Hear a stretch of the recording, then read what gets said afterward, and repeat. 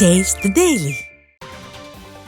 சிவகங்கை மாவட்டம் திருப்புவனம் ஏவல் துறையால் படுகொலை செய்யப்பட்ட அஜித்குமாரின் சகோதரரும் தாக்குதலுக்கு ஆளானது நிரூபணமாகி தமிழ்நாட்டிற்கு பெரும் தலைகுனிவை ஏற்படுத்தியுள்ளது.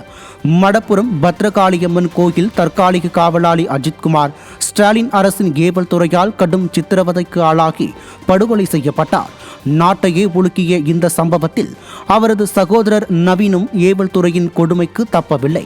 இது தொடர்பாக மதுரை அரசு ராஜாஜி மருத்துவமனையில் நடைபெற்ற மருத்துவ சோதனையில் நவீனுக்கு ஏவல் துறை தாக்குதலில் பாதிப்பு ஏற்பட்டது உறுதியாகி ஸ்டாலின் அரசின் அராஜகத்தை வெட்ட வெளிச்சமாக்கியது.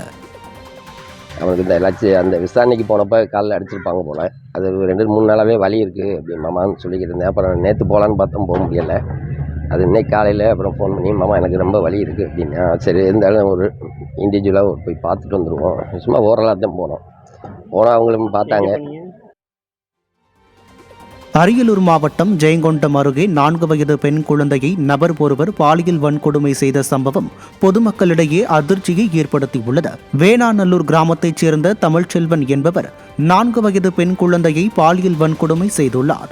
இது குறித்த புகாரில் தமிழ்ச்செல்வன் குண்டர் சட்டத்தில் சிக்கினார். திறனற்ற திமுக ஆட்சியில் குழந்தை முதல் 60 வயது பாட்டி வரை எந்த பெண்ணிற்கும் பாதுகாப்பு இல்லாத அவலநிலை உள்ளதாகவும், பெண்களுக்கு பாதுகாப்பான ஆட்சி என வெற்று விளம்பரங்களை மட்டும் செய்யும் திமுக அரசு பெண்களுக்கு எதிரான பாலியல் குற்றங்களை கண்டு கொள்வதில்லை எனவும் பொதுமக்கள் குற்றம் சாட்டியுள்ளனர்.